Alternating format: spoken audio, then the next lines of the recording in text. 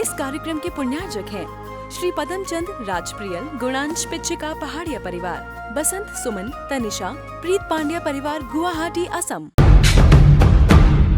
अहिंसा तीर्थ प्रणेता,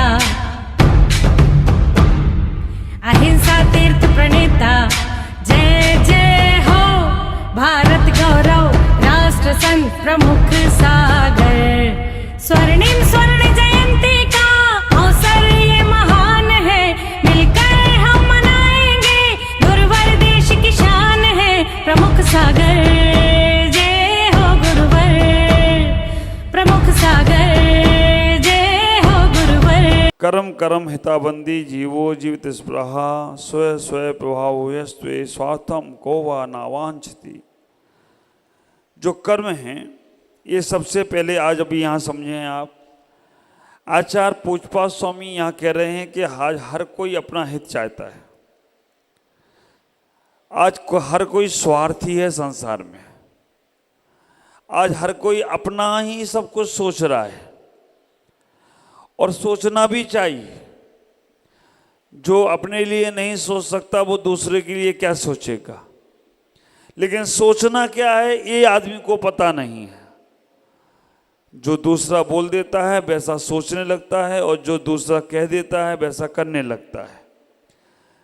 आज आचार्य पूजपाल स्वामी यहाँ कहने का प्रयास कर रहे हैं कि हर कोई आदमी, हर कोई जीव अपने अपने स्वार्थ में जी रहा है। स्वार्था को वा न वांछति। कौन को अपना स्वार्थ सिद्ध नहीं करना है, सभी को अपने स्वार्थ के लिए ही जीना है। स्वार्थ को बाना वांछति, हर कोई अपना स्वार्थ पूर्ति की चाह रख रहा है। उन्होंने उदाहरण दे दिया, करम करम हिताबंधी जीवो जीवित स्पृहा स्व स्व प्रभाव हुई स्वे स्वार्थम को वा ना वांछति। हर कोई अपने स्वार्थ को जी रहा है। और यहाँ उन्होंने दो की बात कही, एक कर्म की बात कही और एक जीव की बात कही। कर्म की बात और जीव की बात में आचार्य पूजपाल स्वामी यहाँ कह रहे हैं कि कर्म अपना हित चाहते हैं और जीव अपना हित चाहता है। कर्म तुमसे कहता है खूब खाओ पियो ना, मौज करो ना, मस्ती करो ना। जितना तुम बाहर की दुनिया में जीत सकते हो उतनी मेरी दुकान चालू रहेगी, ये कर्म कह रहा है। और आत्मा कह रहा है बेटा इस कर्म के चक्कर में तुमने कर्म की बात मानी ना, इसीलिए तुम मुझ तक नहीं पहुंच पा रहे हो। इस कर्म की बात मान के चल रहे हो ना, इसीलिए तुम मुझ तक नहीं पहुंच पा रहे हो और मेरे तक नहीं पहुंच रहे हो, तो इसीलिए तुम सिद्धालय में नहीं जा पा रहे हो। सिद्धालय ना जा पाओ तो कोई बात नहीं, संसार के सुखों को भी नहीं पा रहे हो। संसार की बड़ी उपलब्धियां जो तुम्हारे पास थी वो तुम नहीं पा रहे हो, क्योंकि संसार में भी सुख था। जो आत्मक हो गए हैं, जिन्होंने निज आत्मा को देख लिया है, जो निज आत्म तत्व को जानने का जिज्ञासु है, विचार करना। मिथ्या दृष्टि, सम्यक दृष्टि और साधु तीनों में अंतर करना चाहें तो जिसके मन में चाह ही नहीं है कि आत्मा को जानना है, जिसके अंदर जिज्ञासा ही नहीं है कि मुझे कुछ आत्म तत्व के बारे में भी समझना है, जिसको मतलब ही नहीं है कि हम अपने आत्म स्वभाव में कैसे लौटें, समझ के रखना वो बाहर की दुनिया में जी रहा है और वो मिथ्यात्व में जी रहा है। जिसके अंदर ये जिज्ञासा जाग गई है कि मुझे अपने अंदर में लौटना है, जिसके अंदर ये प्यास पैदा हो गई है कि मैं आज अपने जीवन को अपने आप से पाना चाहता हूँ, मैं कुछ अच्छा करना चाहता हूँ जिससे मुझे मेरा आत्म तत्व प्राप्त हो जाए, जिससे मैं अपनी उपलब्धि को पा सकूँ, जो अपने तक जा सकूँ, वो सम्मित की भूमिका में आ गया। और जिसने आत्म से साथ कर लिया, जिसने आत्मा के पास पहुंचकर आत्मसात अपने जीवन को बना लिया, समझ लेना वो सन्यास की यात्रा पे आ गया है।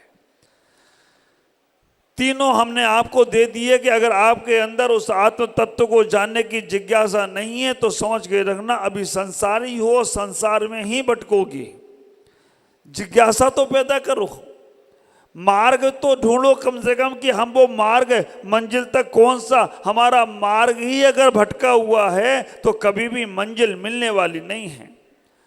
विचार करो, दीमापुर जाना है, गाड़ी कलकत्ता की ओर खड़ी है मुंह करके, गाड़ी कलकत्ता की ओर मुंह करके खड़ी है और तुम्हें जाना दीमापुर है।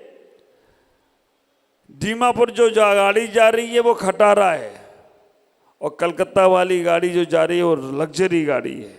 कौन सी गाड़ी में बैठोगे, खटारा में या लग्जरी में?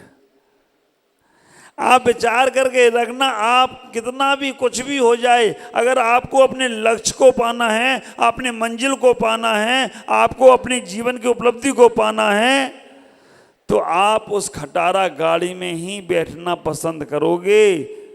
और अगर जिसको अपना लक्ष्य ही नहीं मालूम है, उसने कहा अरे लग्जरी दिख रही है इसमें चढ़ जाओ, बेटा भटकते रहोगे, ढीमा पर ढूंढते रहोगे, कहीं मिलने वाला नहीं है। ऐसा ही संसार है, संसार में आत्मा आत्मा का हित चाहती है और शरीर शरीर का हित चाहता है। शरीर तो यही कहेगा खाओ पियो मौज करो मस्ती करो, जितना आनंद लूट सकते हो लूट लो, क्योंकि ये आनंद बाद में मिलने वाला नहीं है, ये आनंद वहां प्राप्त होने वाला नहीं है, ये संसार में मिलेगा। मुझसे किसी ने पूछा कि आदमी संसार में सुखी है या दुखी है? ख्याल करना, मैंने कहा एक भी दुखी नहीं है, सब सुखी हैं। शाम की मनीष भाई बैठे थे सभा में, आप विचार करके रखना, एक भी दुखी नहीं है, सब सुखी हैं। और जो दुखी है वो आ जाओ मेरे पास, एक भी दुखी नहीं। ख्याल करके रखना, भगवान नारायण श्री कृष्ण ने, नारद ने पूछा कि भगवान संसार में कौन दुखी है? बहुत लोग दुखी हैं संसार में। नारद ने एप्लीकेशन लगाई, भगवान नारायण श्री कृष्ण से पूछा कि बहुत लोग दुखी हैं, बहुत लोग कष्ट में हैं, बहुत लोग पीड़ा में हैं, उनका उद्धार करो। नारायण श्री कृष्ण से नारद ने जब एप्लीकेशन लगाई, नारायण श्री कृष्ण ने नारद से कहा जाओ, इस संसार में जो दुखी हो उसे मेरे पास ले आओ। और नारायण श्री कृष्ण की आज्ञा लेकर नारद आए। आकर उनने संसार में ढूंढना शुरू किया कि कौन दुखी, तो देखा चारों तरफ लोग दुखी हैं, चारों तरफ परेशान हैं, चारों तरफ तकलीफ में हैं। नारद ने कहा ओम जी, एक दुखी व्यक्ति से तुम बहुत कष्ट में हो, बहुत दुख में हो, और नारद ने उसकी प्रार्थना सुन ली थी। वो भगवान से कह रहा है भगवान मुझे उठा लो इस संसार में, मुझे नहीं जीना इस संसार में, क्योंकि यहाँ पर लोग अपना बनकर ही अपने को छलते हैं। यहाँ पर लोग अपने आप को, हमारे को अपने अपने जीवन में ही नष्ट और नाबूद कर देते हैं। कोई नहीं है अपना संसार में। बच्चों को पढ़ा लिखा के बड़ा किया था, बच्चे धोखा दे गए। हमने परिवार के बारे में इतना सोचा, परिवार ने साथ नहीं दिया। हमने और सोचा, सबने हमें ठुकराया है, भगवान उठा लो।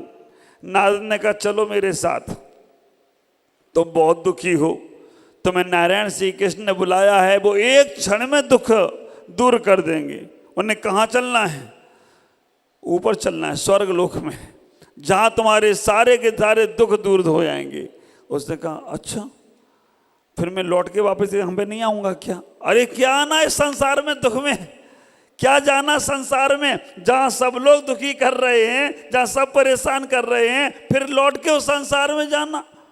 आप विचार करके रखना। अरे बाबा रे, मुझे नहीं जाना वहाँ, लौट के यहाँ आना ही नहीं मिलेगा मेरे को, वहीं रहना है मेरे को, नहीं जाना, मुझे मना कर दिया।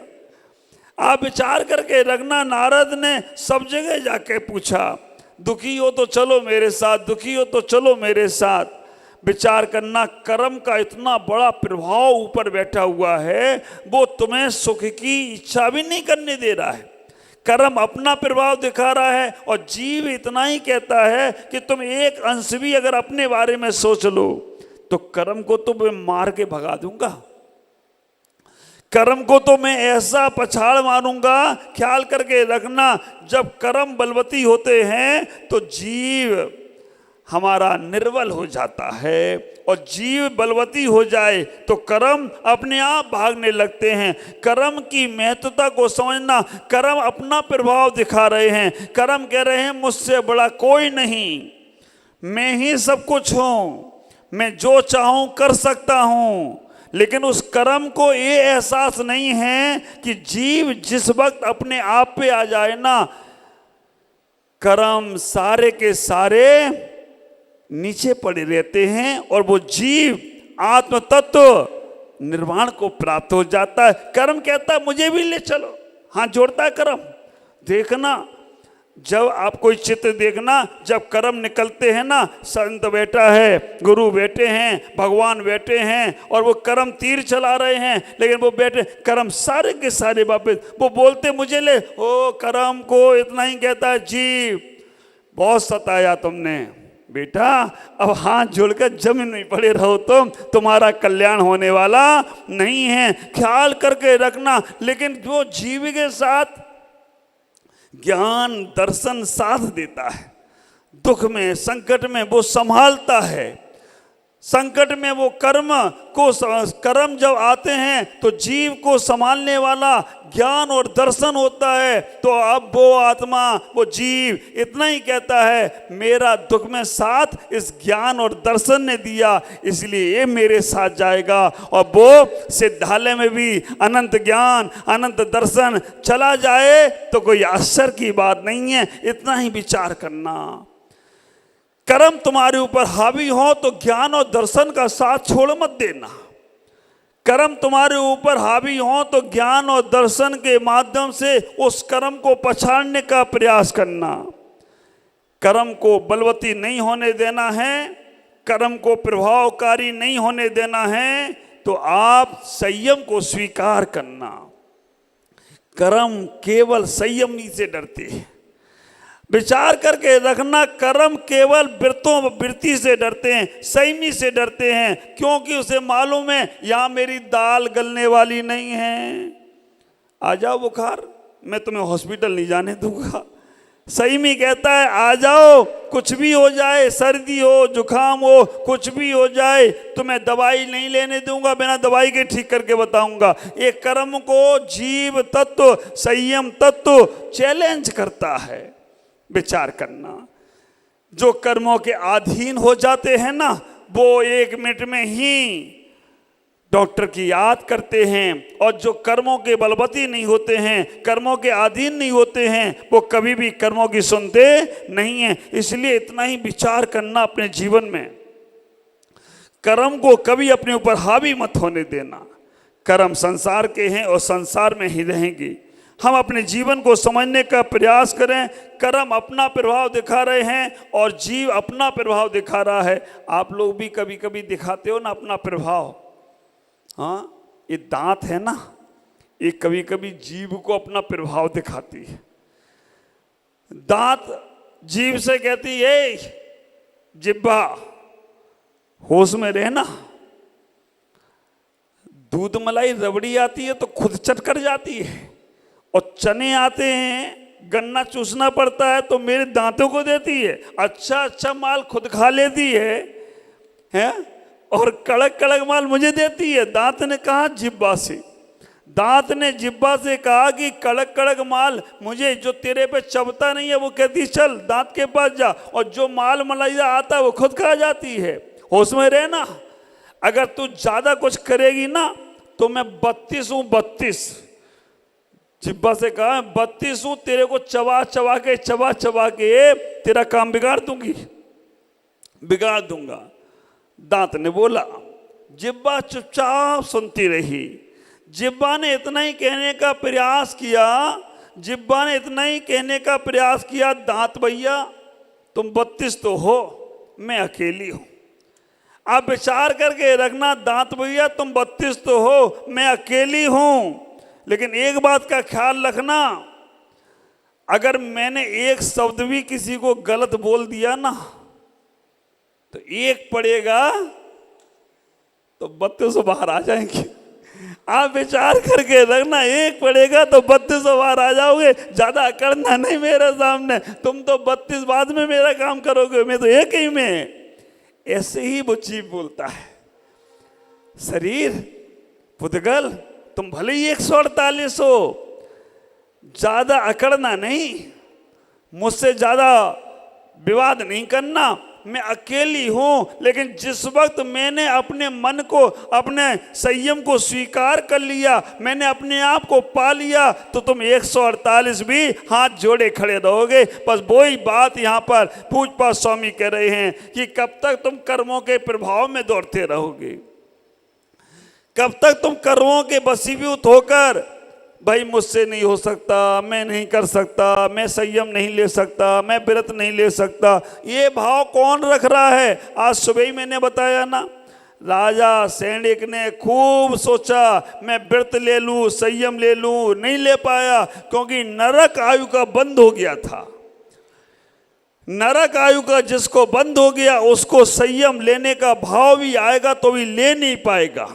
भाव आना बहुत बड़ी बात है। सुबह नमोकार मंत्र की क्लास में बताया था, अरबों की पॉपुलेशन है विश्व की, बोलते हैं 8 अरब लोग रहते हैं इस भारत, इस विश्व के अंदर मनुष्य जाति के लोग। भारत के अंदर 135 करोड़ लोग रहते हैं, उस 135 में लाखों जैन हैं। ख्याल करना, करोड़ अरबों लोगों में करोड़ों लोग, अरबों लोग हैं संसार में, करोड़ों लोग सोचते हैं अच्छा काम करें। जब ये भाव तुम्हारे अंदर होंगे तो समझ के रखना, तुम्हारा प्रभाव चारों तरफ पड़ेगा। एक बात ख्याल करके रखना, किसी को दबाकर अपना प्रभाव दिखाना बहुत बड़ी बात नहीं है। सहजता में तुम्हारा प्रभाव चारों तरफ हो जाए तो ये बहुत आश्चर्य की बात है। हम आत्मा को दबाकर इंद्रियों का प्रभाव दिखाएं, ये बहुत बड़ी बात नहीं है। हमारी इंद्रियां अपना काम करें, आत्मा अपना प्रभाव दिखाए। हीरा मुख से ना कहे लाख हमारा मोल। फूल खिलता है, खुशबू फैल जाती है। तो आप अपने जीवन में आत्मधर्म को जानें, पहचानें, वो उसी कर अपना जीवन का रिसर्च करें, तभी तुम्हारा जीवन का कल्याण होगा। ओम नमः जय गुरुदेव। इस कार्यक्रम के पुण्यार्जक थे श्री पदमचंद राजप्रियल, गुणांश पिच्छिका पहाड़िया परिवार, बसंत सुमन तनिषा, प्रीत पांड्या परिवार, गुवाहाटी असम।